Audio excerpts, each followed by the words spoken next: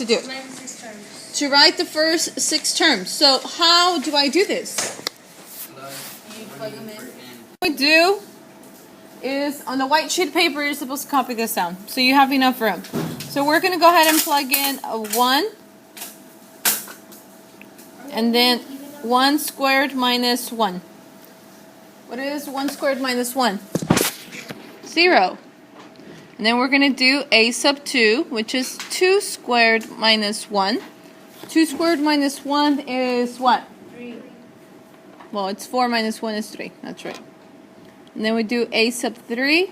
3 squared minus 1. That's 9 minus 1, which is 8. Then a sub 4, which is 4 squared. And this was supposed to be a squared. I'm sorry. I know, I was going to say, why did you put it? So it's 16 minus 1, which is a 15. And then we do a sub 5, which is 5 squared minus 1. So all the exponents are 2. Yes. That's 25 minus 1, which is 24. And then your a sub 6 would be 6 squared. It's not what we did yesterday, it's what we did at the very beginning. So the question is asking, can you please write the first 6?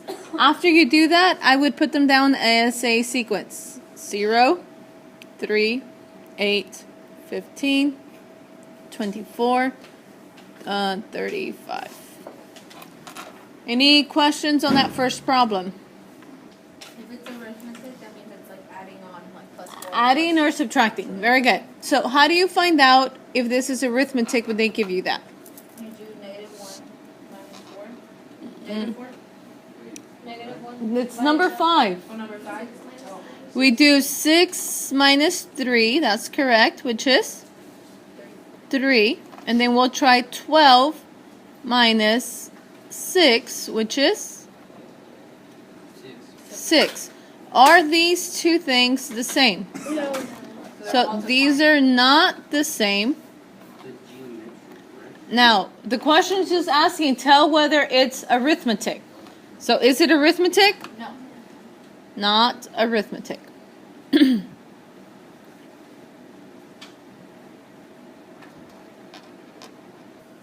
Okay, so this one says, write the rule of the nth term of the arithmetic sequence when you have that.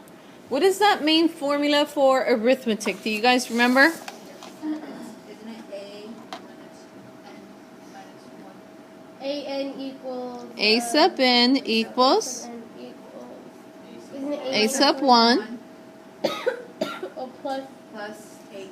1. Or plus G. Plus parentheses N minus 1. Squared. Just kidding. No, D. your D. And your D is your what? The difference. The difference. The common difference. Very good. And that's a D, and it's so ugly. All right, here we go. Now, that is the formula. So first of all, we need to know who our first term is, do we? Okay, so my a sub 1 is who? 3. How do I find my D, my difference? Use 11 times. So 11 minus 3 is 8. And then double check by doing 19 minus 11, which is still, I have a question. hold on, which is still what? 8. 8. Alrighty, so from here, all you really need to do is plug in the stuff. So it's asking for you to find a sub who? And the 20th. The 20. So I'm going to put a sub 20 equals my first term, which is 3, plus my n, which in this case is 8. 20, 20. minus 1 times my d, which is 8. So 19 times 8. So this is 3 plus, what's 20 minus 1? 19. So 19 times 8 is what? 152 So 3 plus 152. is 155. So a sub 20, the 20th term, is going to be 155. Questions? Are you sure? So if it would have asked for the formula, it should have been a sub n equals 3 plus n minus 1 times 8. And then you could distribute.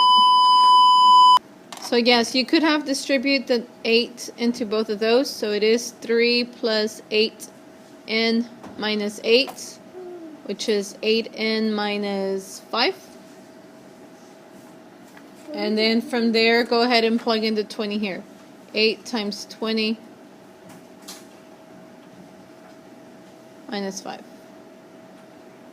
If I could make this thing right. So that's 160 minus 5, which is the same thing as what? 55. Yeah. So you get the same answer whether you just plug it in there or actually get the formula. Then it's a 20. It's 160 minus 5. Yeah. Okay, so like I said, this question is probably the one that's going to require the most work. They give you two terms, right? And those two terms are a sub 5 is 11 and a sub 11 is 47. Now, I'm supposed to create two formulas using the previous equation. So this is going to be, remember, it all goes back, and let me put it up here, to a sub n equals a sub 1. Is that what it was? Yes. Plus n minus 1 times d. Now, I shortened the test, Brandon, and it isn't long. We can make it a 20 question instead of a 12. It's up to you. All right. So the first one that I'm supposed to do is my a sub n, which means it's 11. It equals a sub 1. And this is my what term? And I already messed up because I forgot my plus sign. This is my what term? Your fifth term. My fifth term. So it's 5 minus 1 times d. And my second equation is going to be 47 equals a sub 1 plus, and that's my what term? 11th minus 1 over d. Do we understand how we got this? Yes? So 47, the 11th number, so that's why it's all in there. Now, from here, can I combine this stuff here? Yes. Yes? No. Yes or no? Two equations, but like one equation. So this really becomes 11, D minus D. 11 a sub 1 plus 4d. 4. Because what's 5 minus 1? Where are you getting? Oh. Yes or no? Yes. And this is 47 a sub 1 plus 10d.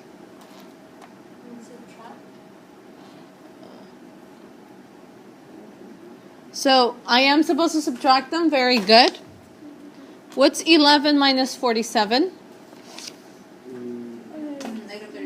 Negative 36. What happens when I subtract a sub 1 minus a sub 1? They cancel out. So these guys cancel out. And then what is 6 minus 10? 16. It's Equals negative 4 minus 6d.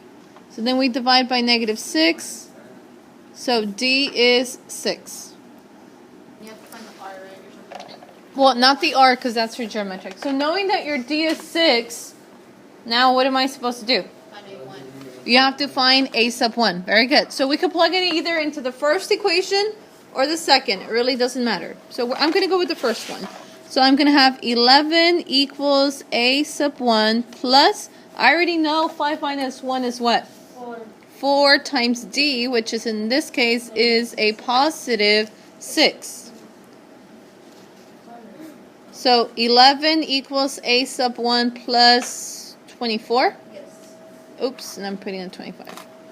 And what do we do from there? Don't you subtract 24? Well, you subtract 24, and I get a sub 1 is negative what? Negative 13. 13. Now, this is your a sub 1, and this is your d. You're supposed to use both of those to figure out what the whole equation is. Using this equation, this here, up here. Using that function. So you can put the equation out back together, right? So, yeah, we're supposed to go back. So we know this is a sub n equals, who's my a sub 1? Negative 13. Negative 13 plus 4. n minus 1 times 6. So we have to distribute. So we have to distribute the 6 to everything in the parentheses. So this is negative 13 plus 6n minus 6. And this becomes 6n minus what? 19. Wait.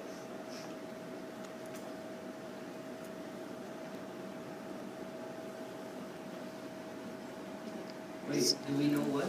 The formula for the summation of the arithmetic. A sub 1. No, this one's the S sub n one. S equals the S on top and then the bottom, isn't it 1 minus? Sn equals an. A1. No, I know. It's 1 minus. that's for geometric. So it's in, and since it was one of the first ones that we used, you probably don't remember. A sub 1 plus A sub n divided by 2 times the n. A sub 1 plus A sub n over 3. Yes. I got it. Yeah, you got it? Okay, there you go. Alrighty, so using the little sigma up there, I know that I need to find the first term, first of all. Now, how do I find my first term? I need to plug in what for I? A 1. So, and why a 1? Because you have a 1 right there. So I have negative 2 plus 2 times 1. What's negative 2 plus 2 times 1? 0. It's a 0. Very good. So my A sub 1 is 0. But now I want to find my A sub n, but A sub n is going to be your last term. Well, what's the last? 8. So now I need to do negative 8 plus 2 times 8, which is negative 2 plus 16, which gives me what? 14. And this guy's your A sub n. Now, do I know who my n is?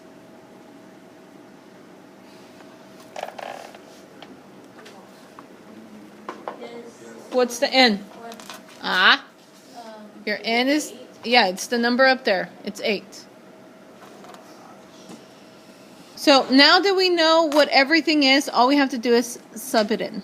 So S sub 8 equals 8 Wait. times, what happened? 0 plus 14 divided by 2. So that's your formula. So this would be 8 times 7, because 14 plus 0 divided by 2 is 7, which is 56. So the sum of the first 8 numbers of that arithmetic system is 56. Now, the correct way to write this would be S sub 8 equals 56.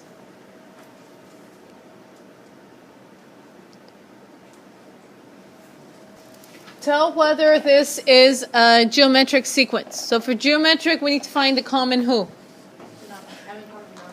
Your common ratio.